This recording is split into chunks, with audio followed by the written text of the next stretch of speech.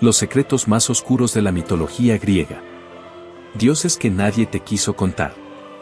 ¿Creías que los dioses griegos eran sabios, justos y benevolentes? ¿Que el Olimpo era un paraíso celestial gobernado por la razón y la armonía? Te han engañado. La verdad es mucho más retorcida, y nadie te la quiso contar. Bajo el brillo dorado del Olimpo se esconde una oscuridad ancestral. Los mismos dioses que los antiguos adoraban no eran modelos de virtud, sino entidades caprichosas, crueles y a veces, monstruosamente humanos. Zeus, el rey del Olimpo, conocido por su poder, también fue un tirano infiel, adicto al deseo y al dominio. Hades, señor del inframundo, no pidió permiso para raptar a su esposa. Atenea, la diosa de la sabiduría, surgió de una cabeza partida. Afrodita fue maldecida con una belleza que solo trajo guerra y tragedia. Cronos devoró a sus propios hijos, temeroso de que uno lo destronara. Dionisio, dios del vino y la fiesta, traía consigo la locura, el éxtasis y el derramamiento de sangre. La mitología griega no es un cuento de hadas. Es un espejo roto del alma humana, donde el amor y el odio, la luz y la sombra, caminan de la mano. Y hoy, vas a cruzar el umbral hacia ese Olimpo que nunca aparece en los libros escolares. Te revelaré los secretos más oscuros, las historias que fueron silenciadas, los pecados que los dioses trataron de enterrar. ¿Estás listo para ver el verdadero rostro de los dioses? Entonces, bienvenido al lado más oscuro de la mitología griega, donde la divinidad se mezcla con la locura. Y el poder tiene siempre un precio. Zeus, el padre del rayo. Y de la mentira. Zeus, el gran dios del trueno. El padre de los dioses. El soberano del Olimpo. La figura que muchos imaginan como símbolo de justicia divina y orden celestial. Pero esa imagen es una ilusión. Zeus no fue un rey justo. Fue un conquistador, un manipulador, un tirano disfrazado de Dios supremo. Un dios con 1000 máscaras. Zeus era más que poderoso, era obsesivamente controlador. Y esa obsesión se manifestaba en su apetito insaciable por poseer cuerpos, destinos y voluntades. No tenía límites. Adoptó formas inverosímiles con un único propósito, engañar y someter. Se convirtió en una lluvia de oro para entrar en la celda de Danae y fecundarla, dando origen a Perseo. Se disfrazó de cisne para seducir o violar a Leda, que luego daría a luz a Helena de Troya. Se transformó en toro blanco para llevarse a Europa, una princesa fenicia, que acabó raptada y embarazada. Se volvió un águila para raptar al bello Ganimedes, un joven príncipe troyano al que convirtió en copero de los dioses, esclavizado eternamente por su belleza. No solo traicionó a los mortales. Zeus no respetaba ni a su propia familia. Engañó a Hera, su esposa y hermana, una y otra vez. Y cuando ella intentaba castigarlo, la humillaba o la ataba del cielo como escarmiento.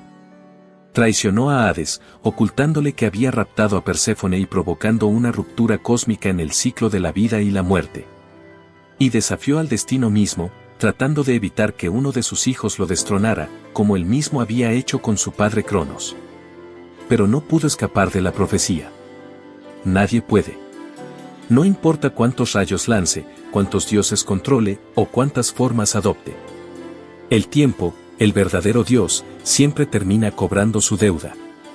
El rey del miedo. El reinado de Zeus no se sostenía en la justicia, sino en el terror. Los dioses lo temían. Los humanos lo temían. Quienes se rebelaban, eran fulminados por su rayo o convertidos en piedra, bestia o mito. Zeus era adorado, sí. Pero más por temor reverente que por amor.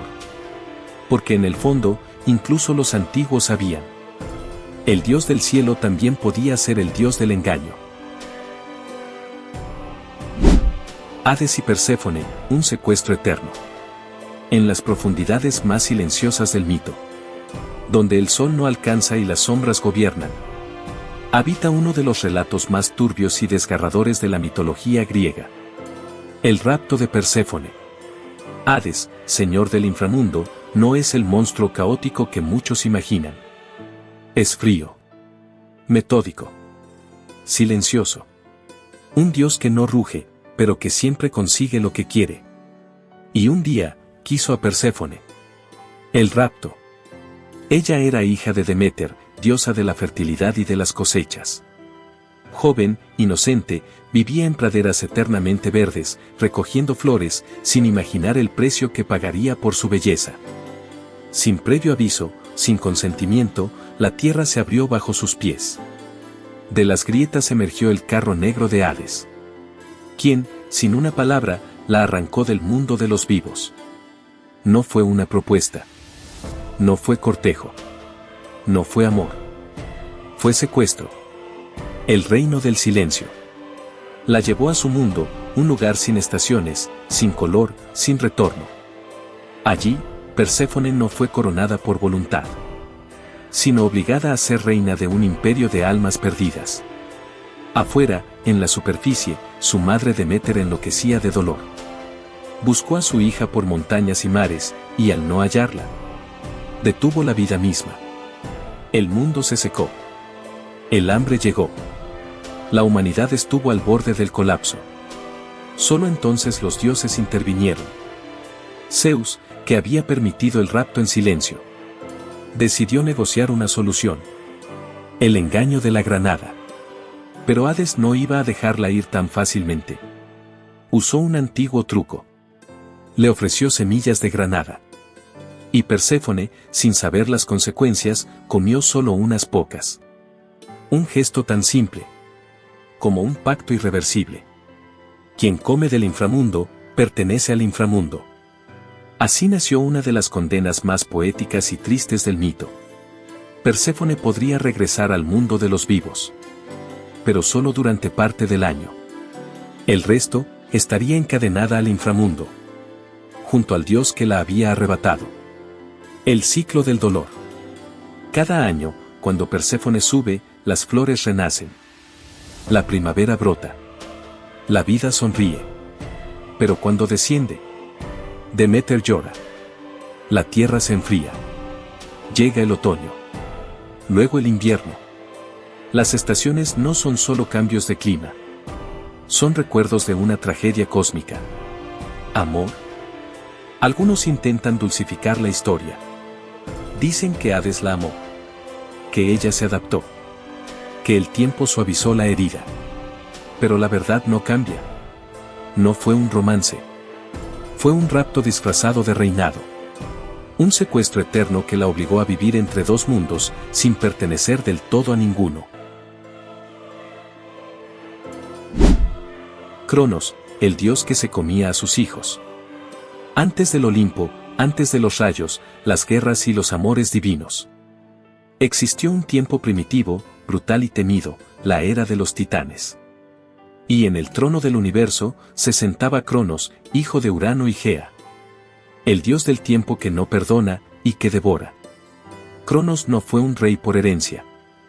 Fue un hijo rebelde que castró a su propio padre, Urano. Con una hoz afilada de pedernal, bajo el susurro vengativo de su madre tierra.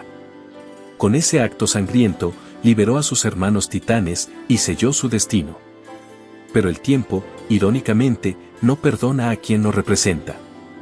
La profecía del miedo. Cronos escuchó una profecía. Uno de sus hijos lo destronaría, como él había hecho con su padre. Y el miedo, lo devoró. O, mejor dicho, lo transformó en devorador. Cada vez que su esposa Rea daba a luz, él abría sus fauces de titán y tragaba a la criatura entera. Sin lágrimas. Sin culpa. Solo prevención. Hestia. Deméter. Hera. Hades. Poseidón.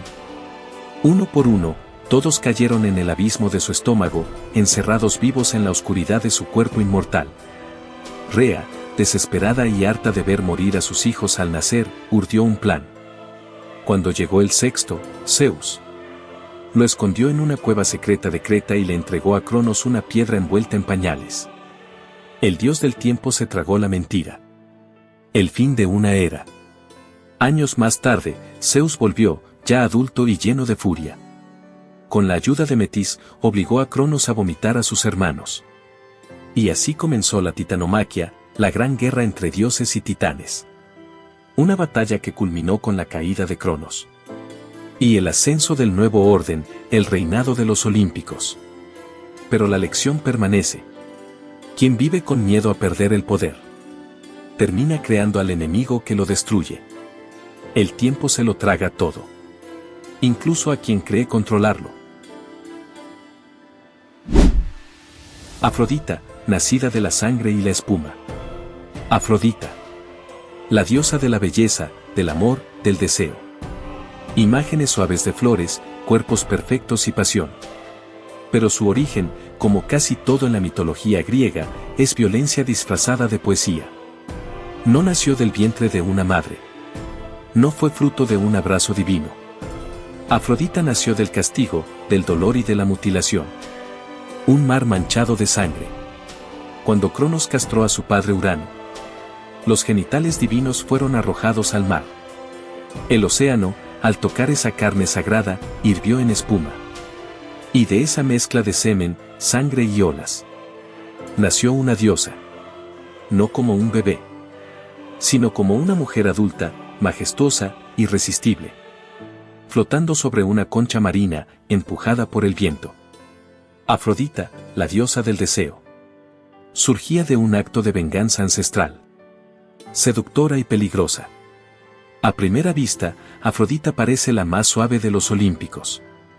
Pero su belleza no es inocente. Es un arma. Por ella pelean los dioses. Por ella se desata la guerra de Troya. Por su capricho se rompen matrimonios y nacen tragedias. Afrodita no ama, posee. No une, enciende.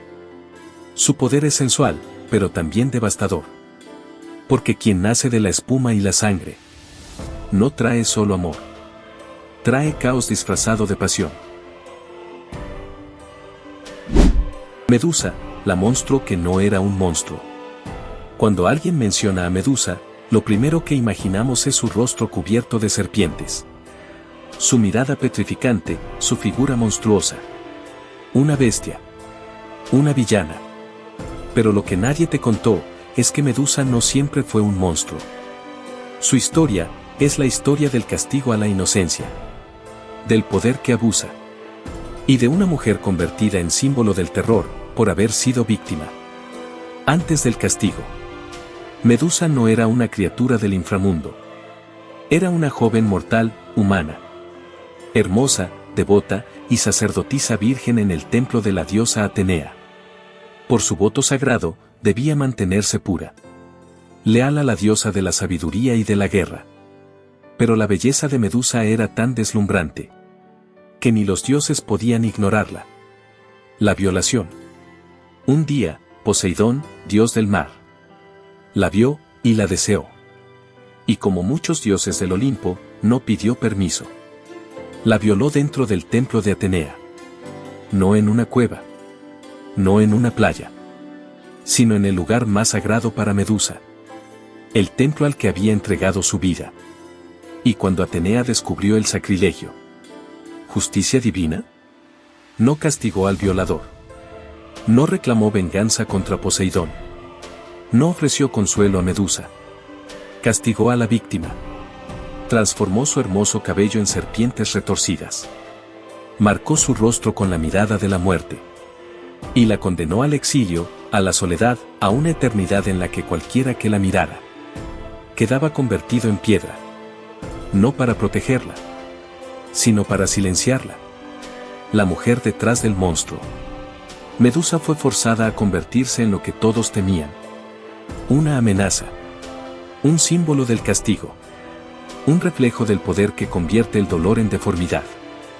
Pero si miras con atención, no es ella quien da miedo, sino la historia que la convirtió en monstruo.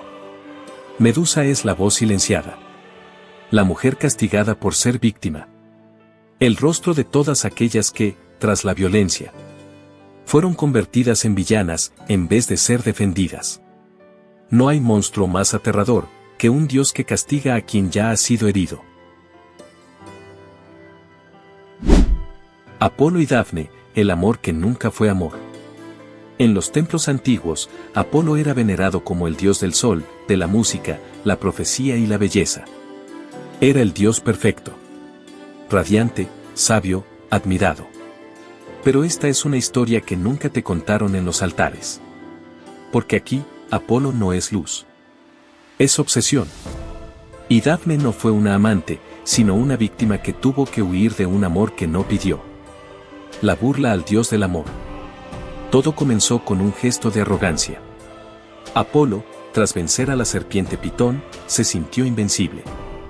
Y se atrevió a burlarse de Eros, el pequeño dios del amor. ¿Tú? ¿Con ese arco? Deja las armas a los verdaderos dioses como yo. Eros no lo olvidó. Y como respuesta, tomó 2 flechas. Una de oro, que provoca amor inmediato. Otra de plomo, que provoca rechazo absoluto. Apolo fue atravesado por la de oro. Dafne, una ninfa del bosque, hija del dios Río, fue alcanzada por la de plomo. Desde ese instante, Apolo ardió en deseo por ella. Y Dafne sintió solo repulsión. La persecución. Dafne no quería dioses. No quería templos, ni poder, ni gloria. Quería libertad. Pero Apolo no aceptó un no. La persiguió entre los árboles, por las montañas. Su amor no era amor. Era posesión disfrazada de pasión. Y cuando Dafne ya no podía correr más, cuando sintió el aliento del dios en su espalda, gritó al cielo: Padre, sálvame. Hazme desaparecer. La transformación. El río escuchó. Y en el último segundo, antes de ser alcanzada, el cuerpo de Dafne se endureció. Sus piernas echaron raíces. Sus brazos se alzaron al cielo convertidos en ramas. Su cabello, en hojas verdes. Dafne se transformó en un laurel. Para huir del amor que nunca fue suyo. Para escapar de un dios que confundió deseo con derecho. El gesto final. Apolo, dolido, cortó una rama del laurel. Y juró que esa planta sagrada lo acompañaría por siempre. Coronó con ella a poetas, músicos y héroes. Pero nunca entendió el verdadero mensaje.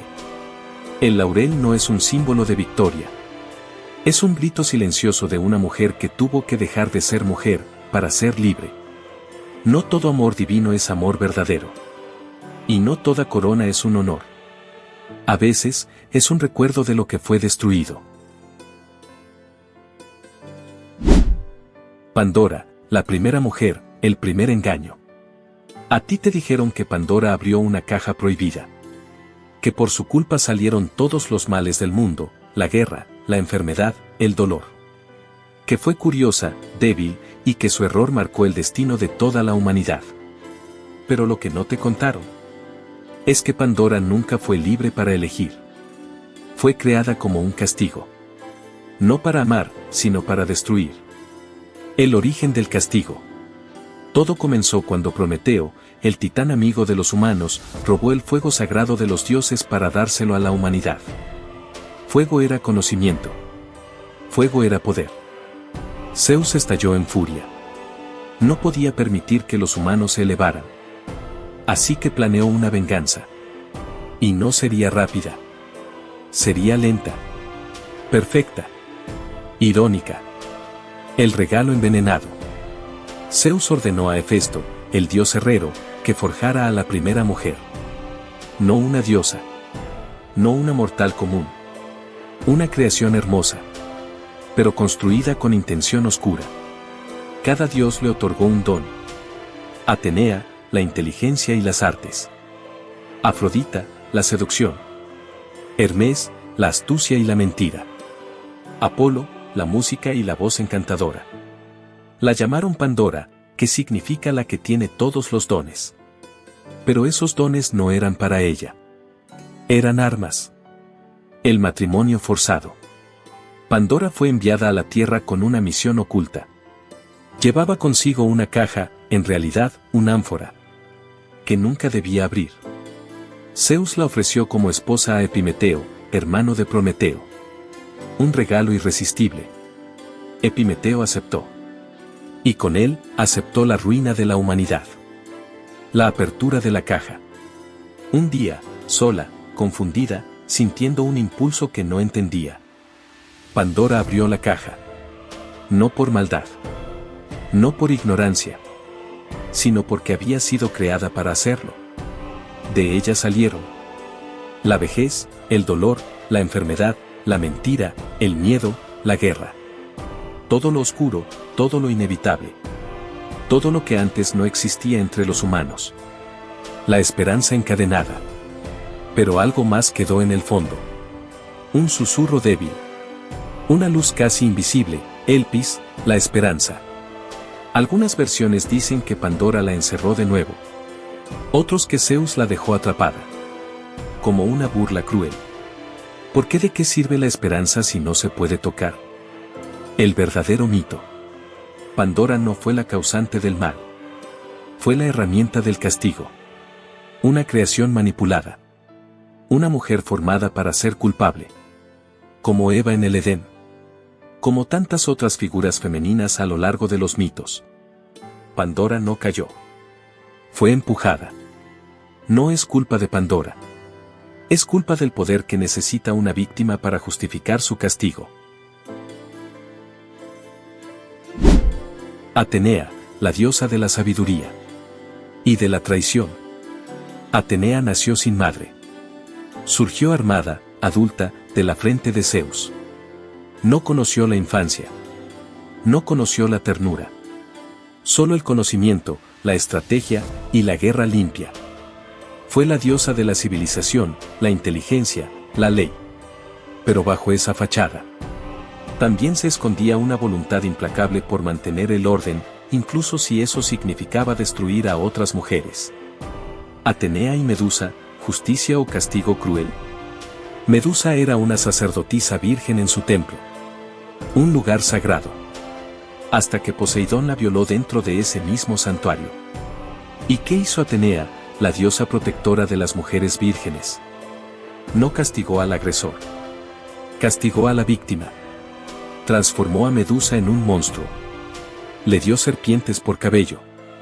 Y la condenó a convertir en piedra a quien la mirara. Medusa fue silenciada. Literalmente. Atenea y Aracne, el castigo a la excelencia femenina. Aracne era una tejedora mortal, tan brillante en su arte, que incluso se atrevió a retar a la diosa en un duelo de telares. Y ganó. Su tapiz mostraba los pecados de los dioses, infidelidades, abusos, traiciones. Atenea no soportó la verdad. Destrozó el tapiz, golpeó a Aracne y, finalmente, la transformó en araña, condenándola a tejer por toda la eternidad. Una lección brutal. Si desafías el poder divino, aunque tengas razón, serás castigado. Atenea y Palas, la amiga que mató. Cuando era joven, Atenea tenía una amiga inseparable, Palas, hija de Tritón. Entrenaban juntas, luchaban, crecían. Eran iguales, hasta que un día, en combate amistoso, Atenea la mató por accidente. Lloró. Sí. Pero no se detuvo ahí. Le robó el nombre. Desde ese momento, Atenea fue llamada Palas Atenea, en honor o en absorción de su amiga caída. Como si quisiera conservar su esencia, como trofeo. Una diosa sin madre, sin amor, sin hermanas. Atenea era la hija preferida de Zeus. Nunca fue madre, ni esposa, ni amante. Desconfiaba de la feminidad tradicional. Rechazaba la emoción. Se alineaba con los hombres, con el poder, con el orden patriarcal. Su sabiduría era fría, calculadora y a menudo, inhumana. Atenea representa el conocimiento que protege al poder. Incluso si eso significa sacrificar la justicia. ¿Atenea fue una traidora, o simplemente una víctima más del sistema divino? No es fácil juzgar a un dios. Pero sí podemos mirar sus actos.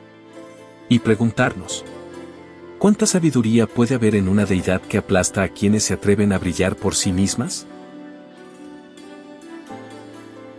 La mitología griega no es un cuento de hadas. No es una lección moral para niños. Es una crónica brutal de lo que significa tener poder sin límites. De lo que ocurre cuando los deseos se vuelven leyes. Y de cómo los dioses, creados por los hombres, reflejan lo más oscuro del alma humana. En cada historia, hay belleza. Sí. Pero también hay sangre. Silencio. Castigos. Y traiciones que arden como fuego eterno. Los dioses no fueron modelos de virtud. Fueron advertencias. Fueron ecos del caos que vive en todos nosotros. Estos mitos han sobrevivido al tiempo no por su perfección, sino por su crudeza. Porque nos recuerdan que incluso los dioses tropiezan. Que incluso en el Olimpo hay sombra. Y que detrás de cada historia gloriosa se oculta una verdad incómoda que nadie quiso contar.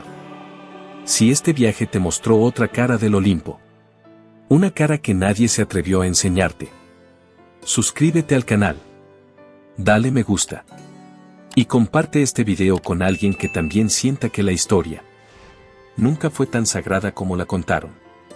Y dime en los comentarios, ¿quieres conocer a los héroes más oscuros de Grecia?